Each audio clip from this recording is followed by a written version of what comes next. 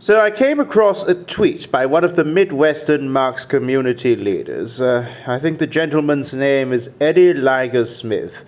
And my boozy brain was still able to clearly see the dog whistling that was going on. Oh, let's take a look at the top. We'd like to raise a family in a nice home and give them the best life. I guess that makes us conservative. Well, if that is what makes you conservative, Eddie, I suppose I could count as conservative as well, but considering that most right-wing American Republicans chuck their kids out of the house by the time they're 19 or 20, I'm not sure that family values are your top priority. Let's see. Not at all. Only we communists can guarantee you the right to a home and secure well-paid employment for life, free university, and communists? You mean like those guys over there? Families are fascism. Hey, that's not true. I like my family. I love my family. I even love multi-generational family units, something that you Anglo-Stanis don't seem to like very much. I'm Asian, after all. Trans children. What? Why do you have to bring up transgenderism in this case? Abolish the human race. Abolish the human race? I've never heard any leftists say that. Oh, sex work is the best work ever. No leftist in their right mind considers sex work to be empowering. We, as a matter of fact, consider it to be an exploitative and predatory institution that is basically a form of objectification of the female body. But we just don't like how your friends like Samira Khan demonize and want to criminalize prostitutes. Although, since my boozy brain's not working so well, I know prostitute's not a very politically correct word, but yes, you get my point. Education is racist. What the fuck? Of course, I love education. Hello, I don't know what you're talking about, Eddie. But if you think that being conservative in an American context, being an American right-winger, just means wanting to raise a nice family, I've got news for you. Oh boy.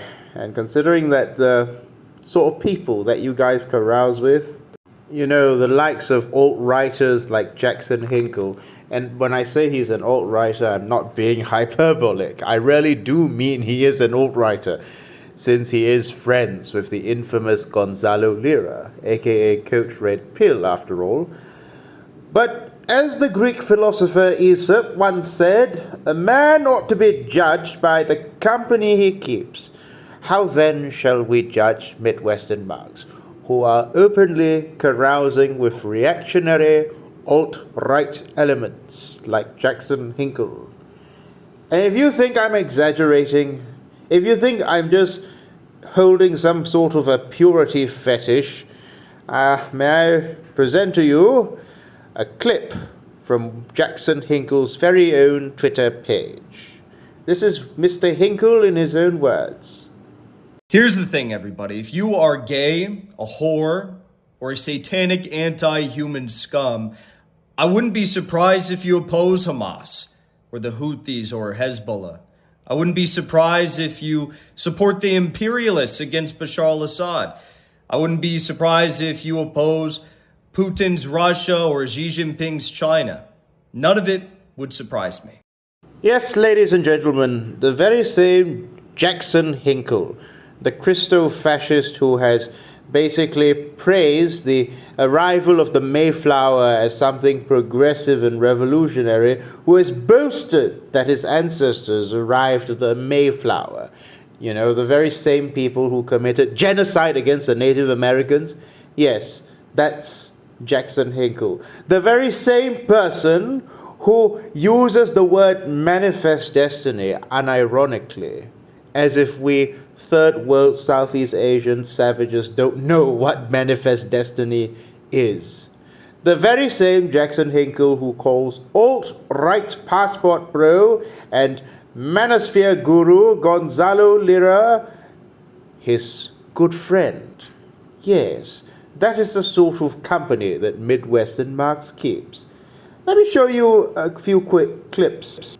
A few clips of Gonzalo Lira, Coach Red Pill, Jackson Hinkle's very good friend, and Midwestern Marx's very good friend by extension. Cool. The West is the beta male orbiter that feminism relentlessly shit tests. And Islam is the alpha male feminists want to fuck. And so they do whatever is necessary to please that alpha male. See, think about it. Feminism goes out of its way to excuse all the things that Islam does. The rape of women in Cologne and in Germany, I mean, they're raping children now. What the hell is that all about? It gets excused. There's a pass. There's always a pass insofar as anything that Islam does. The white man, white Western men do one little thing that they don't like. Racism, sexism, patriarchy, bigot, blah, blah, blah, blah, blah. And Western men fall for it. A lot of times Western men don't even do anything. I mean, we're sitting there, our legs apart because we've got balls. And, all of a sudden it's man-spreading. It's this evil thing that has to be, fixed, If need be, we'll just, chop them all off, so you don't man-spread anymore. What the hell is that all about? But insofar as Islam is concerned, they can rape women, they can force women to wear clothing, they can force them to be, quote-unquote, modest. It goes back to the issue that women are testing boundaries all the time. Women, it's not just that they're shit-testing you. They are trying to see where your limits are. And this is women's kryptonite. This is what can destroy a woman. You can turn a queen into a whore if you unplug her from her social milieu and plug her into a squalid, disgusting, degenerate milieu. Yes, I can turn Queen Elizabeth II, the reigning Queen of England, I can turn her into a whore if I unplug her enough and plug her in the right or the wrong circles. Yeah. And it seems impossible to a guy because our mentality is so radically different. But look around you. The proof is in the pudding, as they say. Look at teenage girls, high school girls, junior high school girls, how they freak out when they lose their... Vladimir Lenin once said that the social chauvinists will call themselves Marxists. And isn't it funny that in America, the biggest social chauvinists also happen to be the most ardently self-proclaimed Marxists? Yes, Midwestern Marx is really a labor Zionist, right-wing, national socialist organization. And I do take offense when they say that, they only have a problem with Western leftists. Because I am far from a Western leftist. I'm a global South socialist, and I can tell you that most global South socialists care deeply about our LGBT comrades. We see the persecution and marginalization of the LGBT community as a class issue, and we see class struggle as incomplete if it does not also include the emancipation of our most downtrodden and marginalized comrades. But the fact of the matter is that I do take offense that Midwestern Marx does try to speak on behalf of the non-Western world, when in fact there are many, many global South socialists who indeed will take issue with the alt-right trajectory of this group. And we do not claim Midwestern Marx, and Midwestern Marx does not claim the global South socialists. It does not speak for the socialists of the global South. Now, enjoy this video and have a nice day. Hello, good morning. Welcome to the cruel, brutal, blazingly hot capitalist dictatorship of Kuala Lumpur. Hope you're having an amazing day, because if you're having an amazing day, I'm having an amazing day. If I'm having an amazing day, you should be having an amazing day. Now, before I start today's main video, I'd like to address a very, very alarming case of abuse in our Malaysian school system. An 11-year-old boy 3 weeks ago was left out to dry, quite literally, by his teacher, who put him out in the sun for nearly 3 hours as a result of, as a punishment apparently for misbehaving. But the plot thickens when you realize that the other 2 boys who were with him were ordered to go back into class, while this particular boy was singled out. I don't want to assume that this was on the basis of race. The boy's Indian. But what I do know is that Malaysian government schools of this current generation are plagued with filth. They are plagued with corrupt, nepotistic pieces of filth that did not exist in the previous generation. Government school teachers used to be very, very respectable at one point. My grandmother was a government school English teacher. But today, unfortunately, the standards in government schools have dropped tremendously. And even more disappointingly is that the police said they would investigate this case because the boy got a heat stroke after he was left out in the sun, and he almost died, in fact, because he fell into a coma in the hospital. I mean, if you're in the sun for almost 3 hours, you might actually die. And the police have not pursued this case any further, which leads me to wonder why that is. Could the teacher in question be somebody important? But what we all can acknowledge is that the state of Malaysian government schools today is disgraceful. I made a video a couple of months ago that hardly anyone bothered to watch about the decline in the standards of Malaysian government schools and how this breathed the kiss of life into vernacular schools, which were already withering away in the 1950s and 60s. In any case, Malaysian government schools right now are hives of scum and villainy, and I have no doubt that there are many decent, respectable teachers, decent, respectable individuals who teach there. I don't mean to insult all Malaysian government school teachers, but what I do know is that those places are plagued with corruption.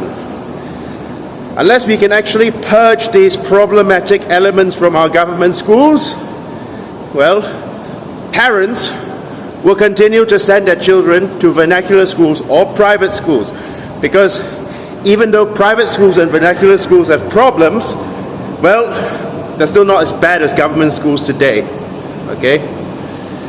And the only way we can purge these problematic reactionary elements from our government schools is with socialism. Because under socialism, it is not the elites who decide who teaches where. It is not the elites of society who get to decide who becomes a teacher and who doesn't become a teacher, but the people, the parents of the students. So if you have another reason to support socialism, and I don't mean to take advantage of this case to promote socialism, but here's another reason you should support socialism. Under a socialist education system, the parents decide what is best for the children, not the elites. And the wives and relatives of the elites don't necessarily get to become teachers. And under socialism, that teacher would already have been prosecuted, because it is the people whom the police force serve under socialism, not private interests, not private capital, the people. So under a socialist society, yes, the police will still exist, And I've no doubt there are many good, decent people in the police force. I don't want to start playing the all cops are bastards kind of narrative. I don't think it's true. But sadly, even the good cops have their hands tied under capitalism or under this current system that we have, because they're basically tied to moneyed interests. They have to protect a certain class of people, not race, yeah, class of people. So, without further ado, let's begin today's video. Yes, teachers absolutely can be bullies. In fact, many teachers, and it pains me to say this, many teachers are not nice people. Many teachers joined up in education not because they particularly love children or particularly love teaching, but simply because they enjoy the power trip that it gives them. It's for this reason that there are many people who, even though they're not compelled by economic necessity, who sign up for the army. Why? Because they enjoy the power trip that being a soldier gives them when, dealing with colonized people or when going abroad for foreign adventures. They enjoy it. They enjoy that power trip in the same way many people, from my personal experience, because I used to teach in the school system, but I'm no longer part of the system. I'm opting out until we have socialism. I'm voting with my feet.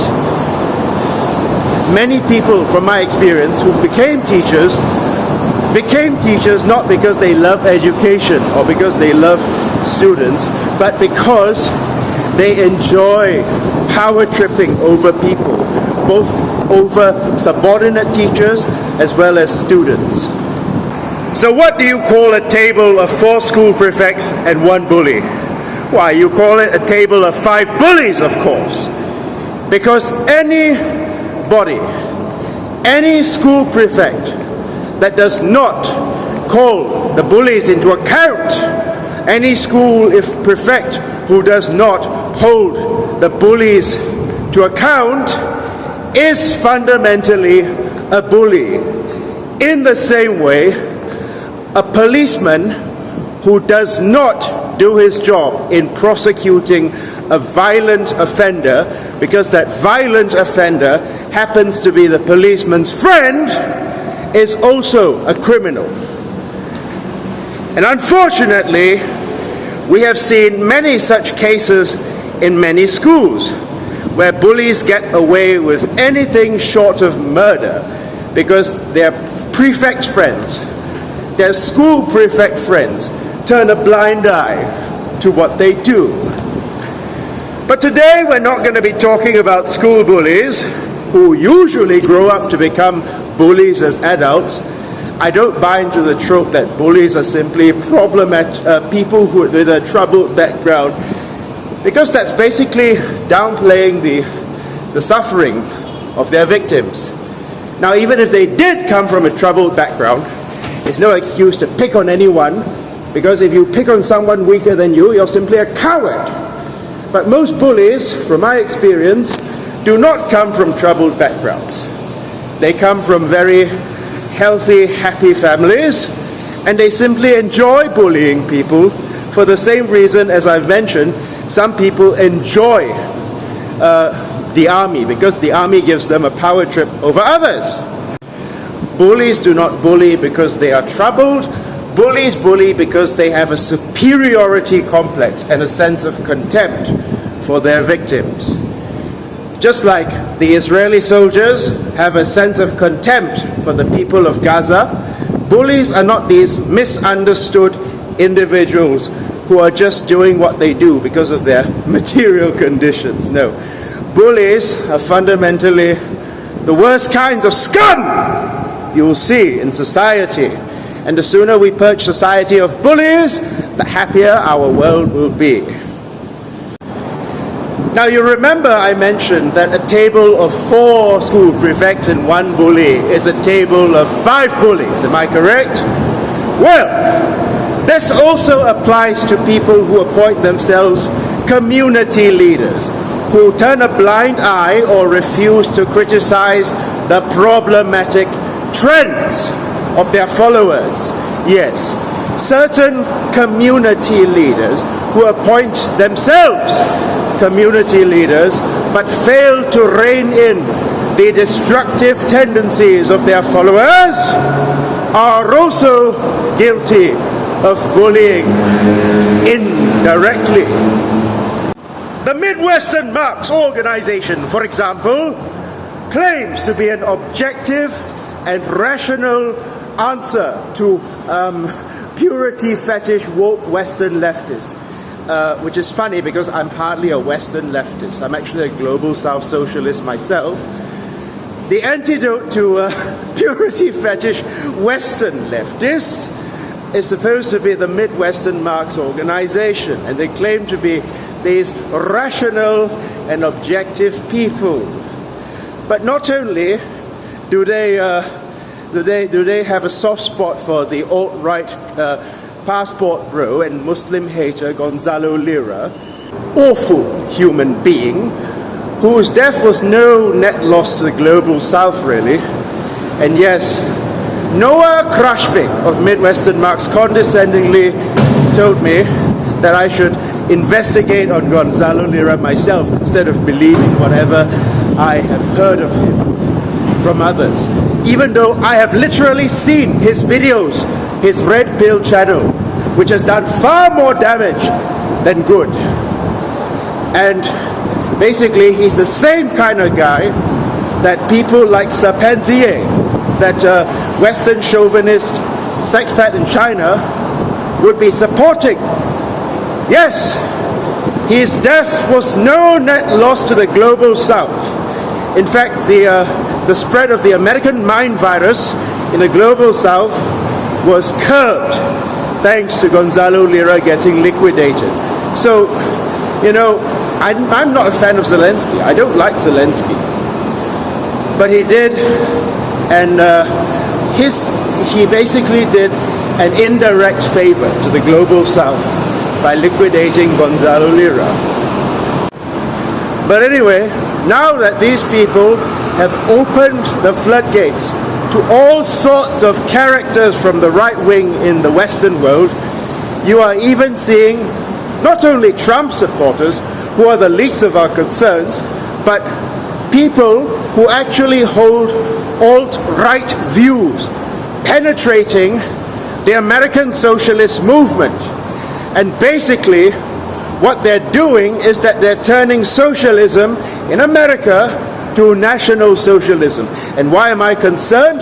Well, because I dislike seeing how these people claim to speak for the East, as if only Western leftists are concerned about this disturbing trend of letting in misogynists, vitriolic Western chauvinists, and homophobes and transphobes, and all that into their movement without pointing out or without correcting their dangerous tendencies or barring people who don't fit the standard of socialism from their movement. Well, basically these people will dismiss any criticism or any concern about this from letting the rising tide of bigotry and the rising tide of fascism enter their movement as a purity fetish leftist. Yes, these are the very same people who would accuse you of being a purity fetishist if you refuse to work with Hitler. Because, you know, there were Americans who actually did not agree with attacking Hitler, or there were Americans who wanted peace with Hitler. Yes, they would have been the very same kinds of people who basically turned a blind eye to Hitler, or who would have advocated peace with Hitler. I mean, it's so condescending to say that, oh, leftists have a purity fetish because we don't want gay or trans people to be bullied or even murdered, right? It's so condescending to tell gay and transgender people from the working class that they have to work with people who want to murder them. Yeah, they have to embrace people who actually want to murder them. Can the sheep and the wolf see eye to eye? Can the sheep and the wolf embrace each other and work together for a common goal? I thought not. But what is particularly egregious about Midwestern Marx is not only are they putting up with all kinds of antisocial elements entering their movement, antisocial elements who ought to be barred from any self-respecting socialist movement, they are letting in all kinds of hateful bigots who are to lead the movement. Yes, they're letting people like Jackson Hinkle, who has openly condemned homosexuals, lead the movement, throwing vast swaths of the working class under the bus. Homosexual working class people, transgender working class people, and even non-Western working class people, like Native American people who don't see eye to eye with the American dream or the white American vision of progress. They are throwing these people under the bus in order to appeal to the lowest common denominator of human filth. And this is why class reductionism, without taking into account the other contradictions in society, such as the persecution of gay people, the persecution of transgender people, Western chauvinism of certain members of the Western working class, is incomplete, because none of us is free until all of us are free. Without addressing these problematic elements in their movement, without calling out the bullying and the disenfranchisement and the marginalization of their gay and transgender comrades, for example, they have failed as community leaders, just like the prefect who fails to rein in the school bullies has failed as a community leader. And Midwestern Marx should stop calling itself a socialist organization, because anybody outside their ideological right-wing bubble laughs at them referring to themselves as socialists, because only fools would believe those people are socialists. They are American chauvinists, they are heteronormative right-wing chauvinists, and nothing good will come out of this except the new form of American National Socialism. And remember, guys, bullying is not cool. Bullying people of different races, of different cultures, insulting other people's cultures or religions, or insulting people because they're gay or transgender is coward behavior. It is a cowardly sort of behavior to be a bully. We don't put up with bullies on this channel. And that's why anyone who holds these egregious views towards anyone from marginalized communities or towards people from other cultures should delete themselves. Not literally, but delete themselves from this channel. Unsubscribe from this channel if you're a bully and go join Midwestern Marx instead. Thank you very much. Have a wonderful day.